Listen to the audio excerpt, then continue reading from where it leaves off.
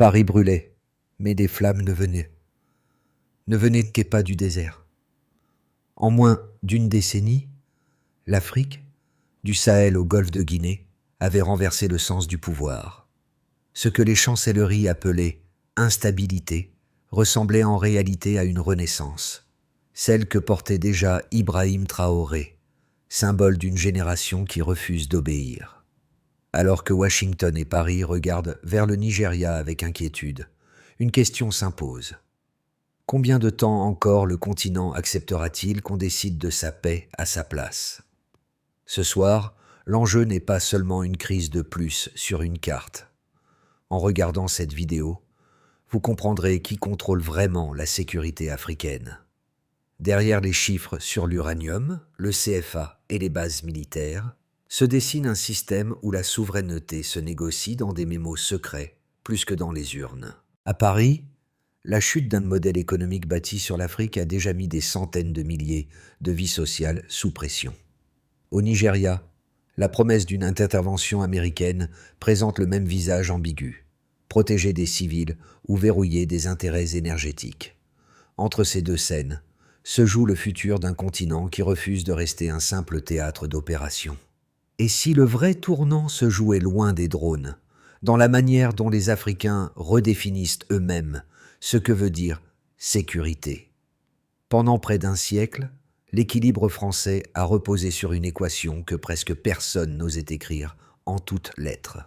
Plus de 850 milliards de dollars ont quitté l'Afrique francophone, tandis qu'environ 65% de l'électricité française dépendait d'un nucléaire nourri par l'uranium du Niger. En 1945, au milieu des ruines européennes, Paris met en place le franc CFA, officiellement pour stabiliser les échanges avec ses anciennes colonies. Sous couvert de coopération monétaire, la moitié des réserves de change de 14 pays africains est immobilisée au Trésor français, donnant à la France un droit de regard sur leurs taux de change, leurs emprunts et leur accès au capital. Concrètement, l'argent qui aurait pu financer des écoles à Bamako ou des hôpitaux à Ouagadougou sert à bâtir des appartements de luxe et à maintenir des couches d'emprunt bas à Paris. Dans les déserts nigériens, les gisements d'uranium alimentent les centrales françaises, pendant que le Niger ne touche qu'une centaine de millions d'euros par an, à peine 5% de son budget, alors que la France encaisse des dizaines de milliards de profits.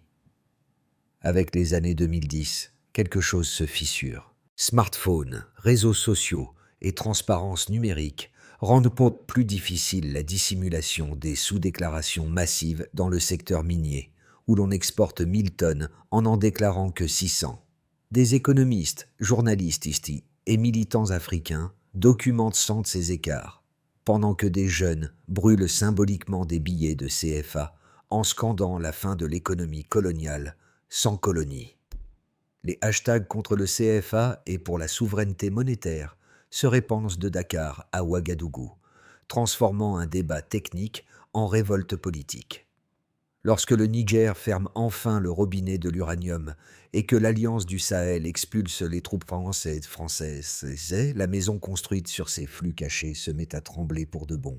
Ce basculement nourrit un climat où la parole d'Ibrahim Traoré sur la dignité africaine trouve un écho bien au-delà du Burkina Faso, jusque dans le débat nigérian sur les drones américains et les opérations de protection.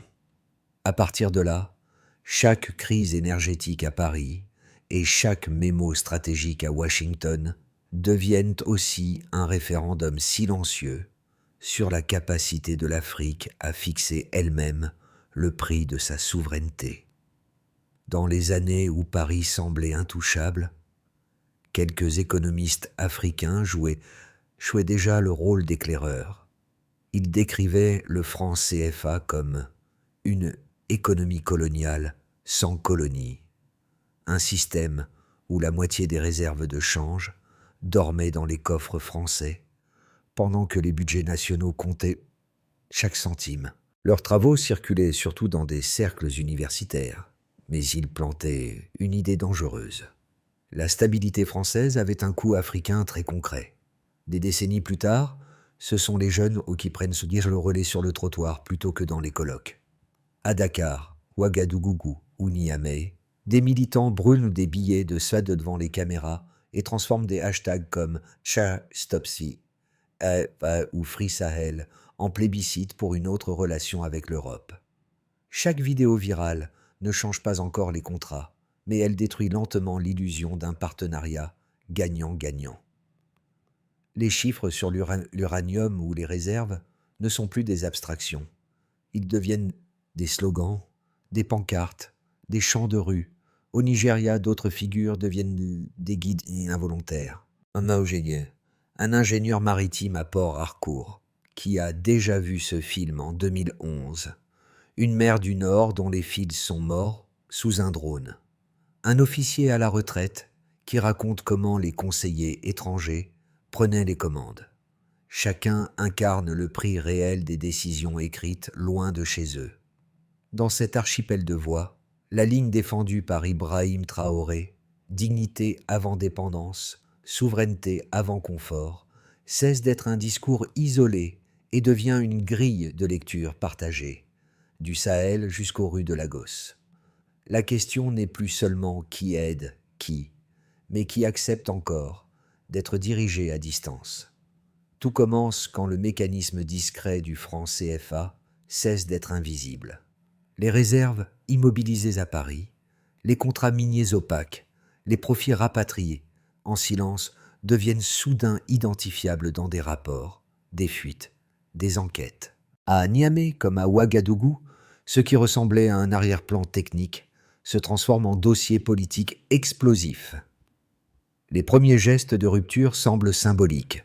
Discours présidentiel sur la fin du dépôt obligatoire des réserves, annonce de renégociation de concessions minières, expulsion de quelques unités militaires étrangères. Ensuite, les décisions gagnent en brutalité concrète. Quand le Niger ferme son robinet d'uranium vers la France, ce n'est plus une menace rhétorique. C'est un choc sur le réseau électrique européen. Les coûts de l'énergie grimpent, les pertes d'Orano apparaissent dans les bilans. La dette française, déjà massive, devient une source d'angoisse plus qu'un chiffre théorique. À Paris, les gouvernements tombent les uns après les autres, comme si chaque Premier ministre emportait avec lui une illusion de contrôle sur un modèle à bout de souffle. Pendant ce temps, au Sahel, les mêmes gestes prennent une signification inverse. La création de l'Alliance du Sahel entre Burkina Faso, Mali et Niger n'est pas seulement une coordination militaire ou économique. C'est une déclaration qu'un corridor entier refuse désormais la combinaison monnaie contrôlée, base étrangère, contrat énergétique à sens unique. Dans ce paysage, Ibrahim Traoré devient l'un des visages les plus commentés, non pas parce qu'il invente une colère, mais parce qu'il lui donne un langage. Dignité, souveraineté, refus de l'humiliation. Parallèlement, au golfe de Guinée, une autre partie du plateau s'anime. Après la perte de la base au Niger, le Nigeria apparaît dans les documents d'état-major américains comme la pièce manquante. Démographie massive, poids énergétique, position géographique, stratégique. Des mémos détaillent trois options d'intervention, lourdes, moyennes ou légères, au nom de la protection des civils du Nord. Dans les rues de Lagos, d'Abuja ou de Kano, les manifestations répondent par leur propre slogan. Pas de nouvelles bottes étrangères, pas de nouveaux maîtres. Ce fil chronologique relie désormais chute du modèle français et débat sur le Nigeria dans une même question. Qui, demain, décide de ce qui est acceptable sur le continent africain? Pendant longtemps, un chiffre résumait l'asymétrie sans provoquer de crise. Plus de 150 milliards de dollars de valeur auraient quitté l'Afrique francophone sur plusieurs décennies, entre sous-facturation, fuite de capitaux et rapatriement de bénéfices. Ce total ne se résume pas à une abstraction comptable. Il incarne des écoles non construites, des hôpitaux différés, des réseaux électriques jamais achevés. Les villes africaines qui auraient pu absorber cet argent ressemblent à des plans inachevés, là où les quartiers aisés de Paris emportent les traces bien visibles. Un deuxième ratio a servi de colonne vertébrale à la prospérité française. Environ 65% de l'électricité du pays provenait de l'énergie nucléaire, elle-même nourrie de l'uranium extrait dans le désert nigérien. Cette dépendance a longtemps été décrite comme une prouesse technologique. Elle apparaît rétrospectivement comme un talon d'Achille géopolitique. Plus l'appareil industriel français se reposait sur ce pourcentage, plus il rendait son économie vulnérable à une décision politique prise à Niamey ou à travers l'Alliance du Sahel, où le discours d'un Ibrahim Traoré sur la dignité africaine trouvait un terrain favorable. Quand les flux se brisent, un troisième chiffre surgit. La hausse d'environ 40% des prix de l'énergie en France après la rupture de l'approvisionnement bon marché. Cette augmentation ne reste pas confinée aux graphiques et de ministères. Elle traverse les factures des ménages, ferme des petites entreprises, nourrit la colère de manifestants qui, sans toujours connaître le détail des contrats africains, sentent que quelque chose s'est disloqué dans le pacte social. À ce moment-là, l'interrogation change de direction. Il ne s'agit plus seulement de savoir si l'Afrique peut survivre sans le modèle ancien, mais si la France, elle, peut se maintenir sans le pilier africain qu'elle tenait pour acquis. D'un côté, un camp défend les interventions extérieures et les partenariats sécuritaires robustes. Ces arguments s'appuient sur la réalité de la violence au nord du Nigeria, sur la multiplication des milices, sur les attaques de convois humanitaires et les villages incendiés. Dans ce récit, les drones américains, les conseillers intégrés et les forces spéciales sont présentés comme un mal nécessaire, la seule manière de contenir des groupes armés qui ne respectent ni frontières ni trêves. Les partisans de cette ligne rappellent que l'inaction a parfois coûté plus de vies que les opérations et citent donc le risque d'un effondrement d'un géant démographique comme le Nigeria. De l'autre, un bloc plaide pour une rupture nette avec le cycle de dépendance. Sekevoué rappelle la continuité entre les anciennes bases françaises au Sahel et les projets américains au Nigeria. La manière dont chaque mission de protection laisse derrière elle des cicatrices.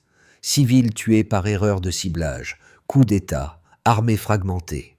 Dans ce cadre, la ligne de l'Alliance du Sahel et les prises de position d'Ibrahim Traoré sont vues comme une tentative de sortir du scénario écrit ailleurs, même au prix d'une période d'incertitude.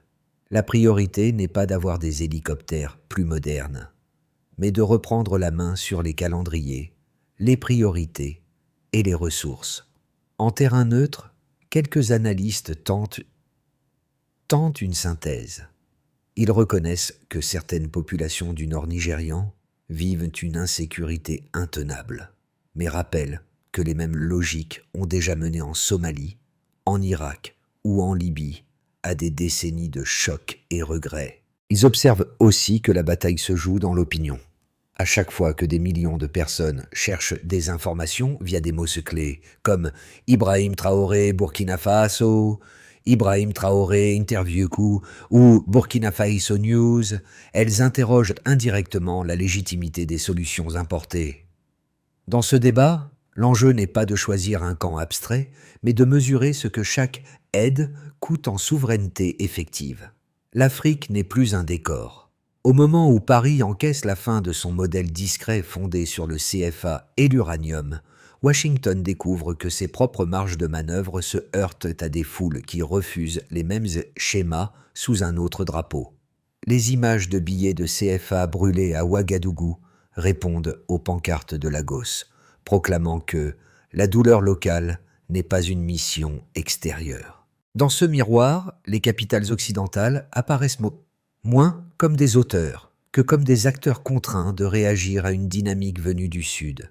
Pour la première fois depuis longtemps, les décisions de Niamey, de Ouagadougou ou d'Abuja ne sont plus analysées uniquement à l'aune de leur fiabilité pour l'extérieur, mais de leur cohérence avec une exigence de dignité portée par des figures comme Ibrahim Traoré. Quand un président ou une junte refuse d'accueillir des troupes supplémentaires, la discussion ne se limite plus à la sécurité.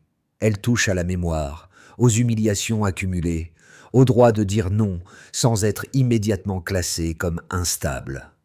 C'est ce déplacement silencieux du centre de gravité qui constitue le véritable point médian de l'histoire.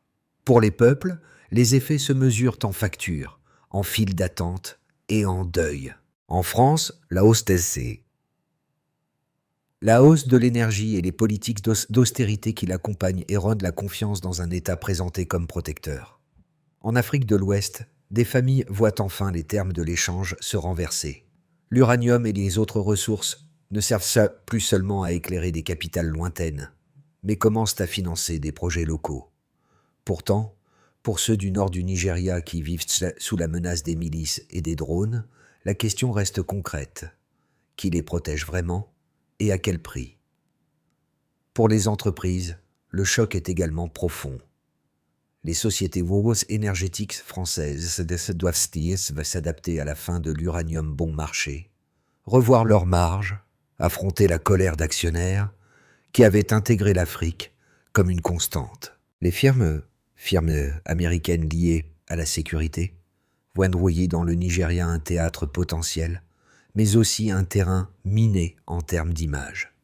Dans le même temps, des acteurs venus d'Asie ou d'autres partenaires émergent, proposent des contrats d'infrastructure et d'énergie qui promettent davantage de symétrie, même s'ils restent traversés par des rapports de force. Pour les États, le réalignement impose des choix difficiles.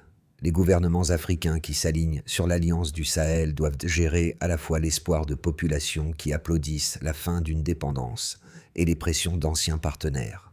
La France, elle, découvre que la perte de son ancrage africain fragilise son poids au sein même de l'Europe.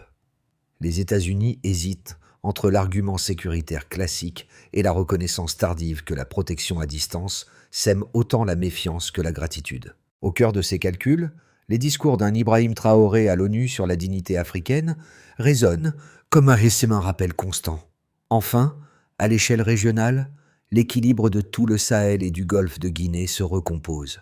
De Bamako à Abuja, de Niamey à Ouagadougou, les dirigeants discutent de corridors commerciaux, d'alliances sécuritaires alternatives, de monnaie régionale ou de systèmes de paiement plus autonomes.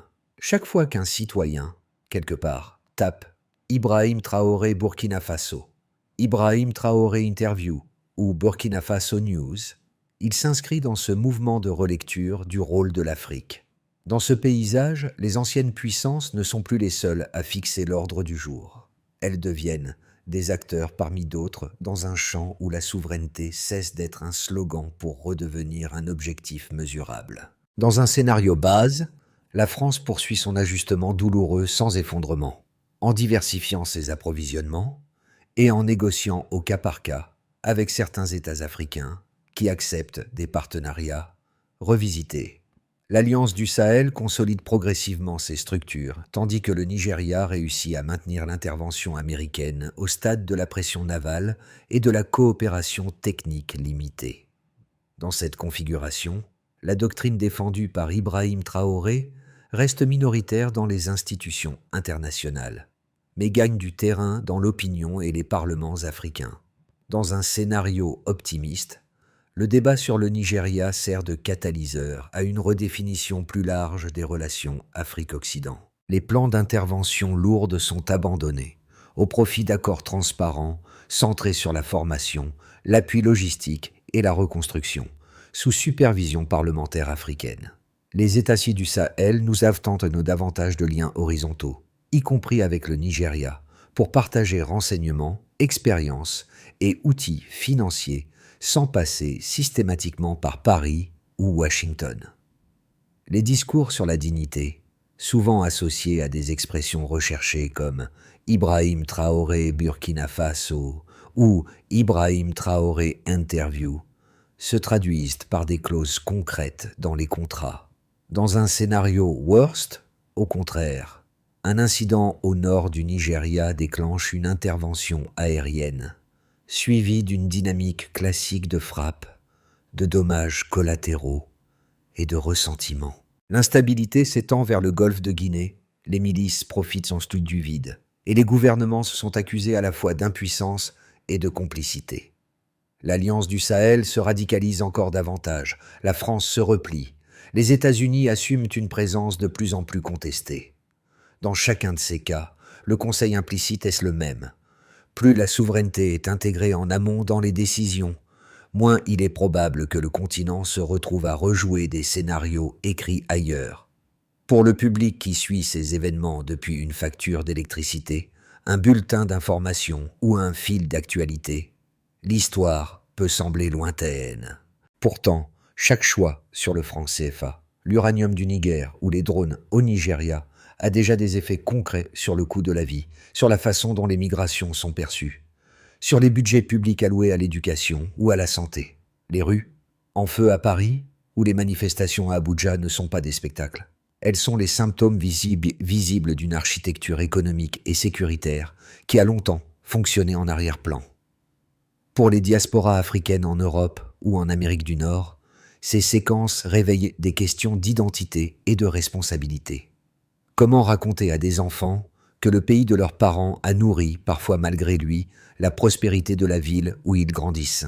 Comment expliquer que des dirigeants comme Ibrahim Traoré sont représentés tour à tour comme des symboles de résistance ou comme des fauteurs d'instabilité, selon le média consulté?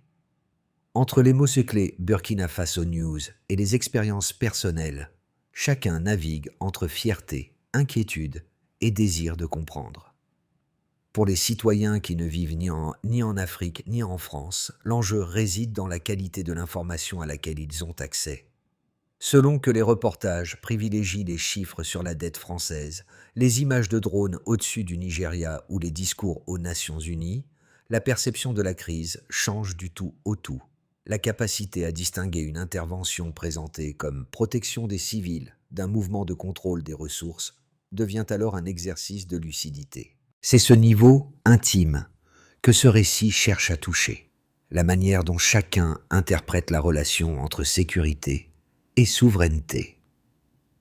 Du côté des dirigeants africains, une première étape consiste à rendre lisibles les contrats qui conditionnent leur marge de manœuvre. Rendre publics les termes des accords signés miniers, monétaires et sécuritaires, détailler les flux de capitaux, publier les clauses de sortie. Ces gestes transforment des arrangements autrefois réservés à quelques techniciens en débat collectif. Ils vont dans le sens de la ligne défendue par Ibrahim Traoré, pour qui la dignité ne se réduit pas au ton d'un discours, mais se mesure à la transparence des engagements. Pour les partenaires extérieurs, la responsabilité est tout aussi précise. Accepter le principe que la demande de retrait de troupes, la renégociation d'un contrat ou la création d'une alliance régionale comme celle du Sahel ne sont pas en soi des signes d'irrationalité, mais des revendications légitimes. Redéfinir l'aide non pas comme un outil de contrôle, mais comme un soutien à des capacités décidées localement. Fixer des indicateurs clairs, part de la valeur ajoutée qui reste dans les pays producteurs, contrôle local sur les bases, part de la population réellement sécurisée par les opérations, permettrait de vérifier si le vocabulaire de partenariat correspond enfin à une réalité.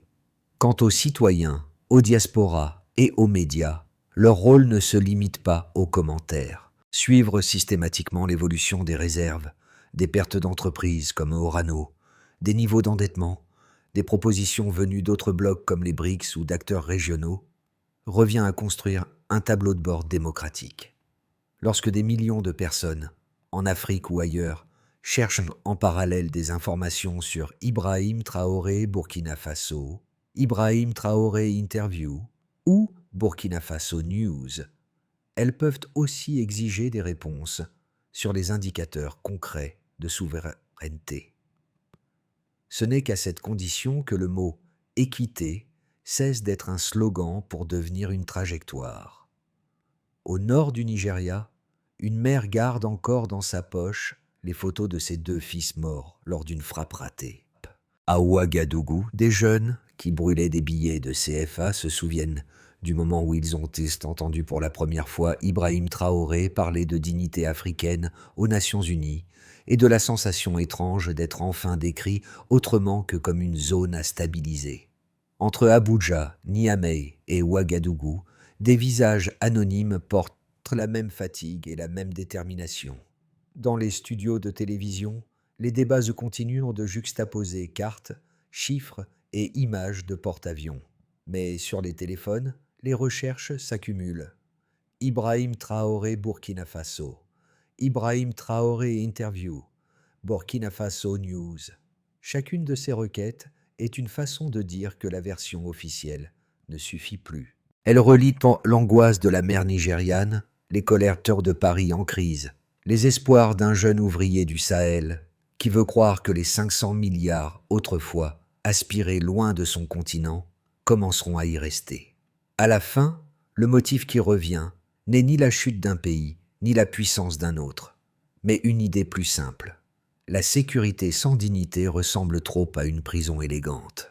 C'est cette phrase, murmurée ou criée, qui traverse désormais les frontières. La dignité précède la paix durable. L'histoire qui relie la crise française, la résistance du Sahel et le débat sur une possible intervention au Nigeria ne se résume pas à un affrontement de blocs. Elle révèle un monde où les anciennes évidences, énergie bon marché venue d'ailleurs, monnaie arrimée, basse lointaine, ne tiennent plus face à des sociétés qui revendiquent le droit de décider.